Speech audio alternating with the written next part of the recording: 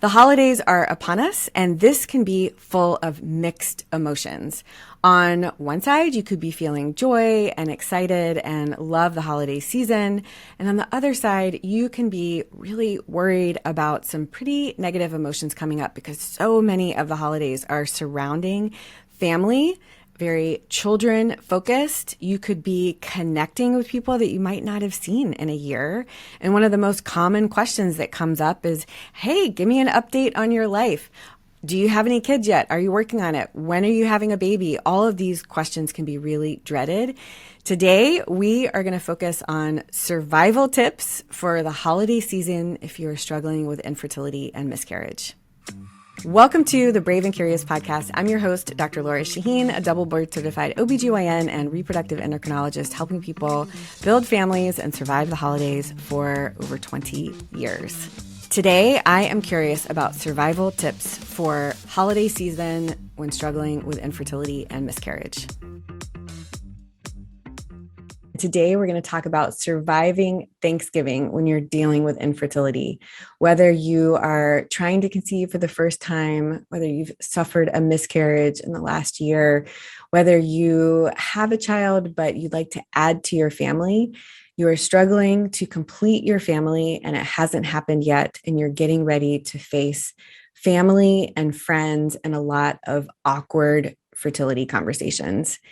This can be anxiety provoking, even thinking about it. So I have some survival tips to help you prepare and get through that day and this time of year. And I'm here to help. Don't go. What? Yeah. Don't go to Thanksgiving. If it's too painful and it's too many triggers and you just know it's going to be a ridiculous amount of questions, don't go. You could be sick. You could maybe not be able to get off of work. I know that this might not be possible for everyone, but when you are suffering from grief and you feel that you're going to be forced to be in a situation where you're surrounded by people that don't understand and might not be very compassionate, it's okay to protect yourself. Now, if you enjoy Thanksgiving and you want to go. There might be people that you want to see. You might enjoy the company. You might enjoy the food. I'm not saying that you have to skip Thanksgiving if you're infertile. I'm just saying that if it's going to be too painful, it's okay to put yourself first. Now, if you do decide to go to Thanksgiving, here are some more survival tips. Find your ally. Find that person that you can confide in and tell them really what's been going on in the last year or the last time the family got together, so they are aware and they can even play defense or even offense. So this person could be your partner if you have a partner. Your partner, of course, can be your ally. That person is trying to conceive with you. That person knows all the ups and downs that you've been with, and they can really be there for you during that meal. If you don't have a partner, or you know what, it's nice to have an ally that's not your partner. There could be times where you're not in the same room with your partner, you're talking in different conversations.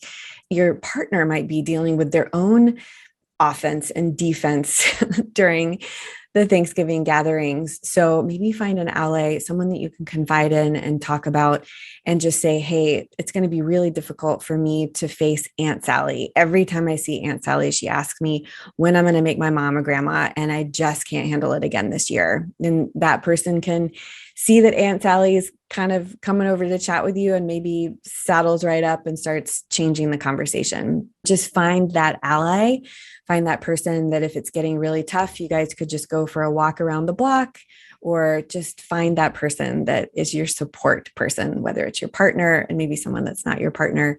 I really hope you find that person that can help. We're going to get back to learning more survival tips for this sometimes difficult holiday season, but I wanted to pause and thank you for being here. This show is here for you. Take a moment, follow the show wherever you are listening. If you have one more minute, please leave a review, a 5-star review with a little bit of information about what you found valuable. Really helps the show reach other people that need it, so this fertility community can feel less alone. Now let's get back to the show. Plan your responses. You know, some of those awkward fertility questions. How long have you two been together? When are you having kids? When are you going to make your mom a grandmother? When are you going to make your dad a grandfather? You're not getting any younger. Have you thought about freezing your eggs? So there's a couple different ways you can approach these awkward fertility conversation starters. Just avoidance. Oh, we're thinking about it. And then just change the subject. Or, I'd really rather talk about something else. Have you read any good books lately? And just kind of deflect, change the conversation. Another is honesty. You could say, actually, it's been a really rough year. We've been trying, it's been about 6 to 8 months and we're still not pregnant. Or actually, I just had a miscarriage about a month ago. It's been really painful. And thanks for asking. Like, it totally depends on what you feel comfortable sharing. Or the third approach is some good zingers. Wow, that's a really personal question. I'm surprised you feel so comfortable asking that.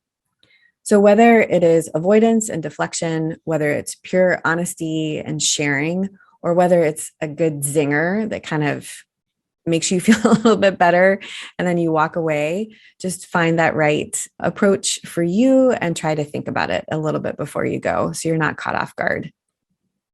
Another tip, plan an exit strategy. If you're going, think about, okay, I'm going to make an appearance, I'm going to do the rounds, and I'm going to get out, or I'm going to leave before dessert, or I'm going to leave at a certain time, or come late. So everybody's sitting down and you're not having all that kind of chit chat and you can just kind of eat and leave. Just consider having an exit strategy to limit the amount of exposure to those awkward fertility conversations.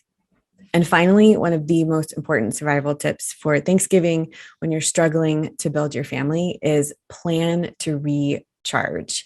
So you decide to go or you don't decide to go, whatever. Hopefully you have the rest of the weekend to just recharge, whether it is binging your favorite TV show, reading a new book, whether it's starting a new hobby, making a new recipe, doing your holiday cards.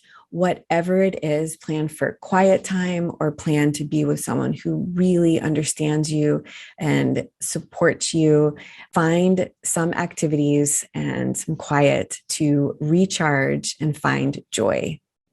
Something that I look forward to every Thanksgiving weekend is watching the movie Love Actually. It has been a tradition of mine for years. It's a fantastic movie with a star-studded cast. It's a lot of interwoven stories centered around the holidays, mainly in London.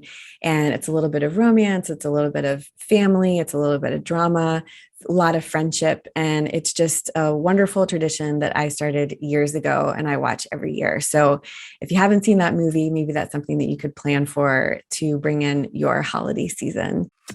I hope this was a helpful episode for you. If you found it valuable, be sure and follow the show. Share this episode with someone that you love. You can find this episode and all other episodes on my website, Dr. Lora Shahine. We can also connect on Instagram, on TikTok, and you can see a lot of information and educational content on my YouTube channel. Thank you again for being here. Thank you to my incredible team at Audiotocracy for producing another wonderful show. And until next week, stay brave and curious.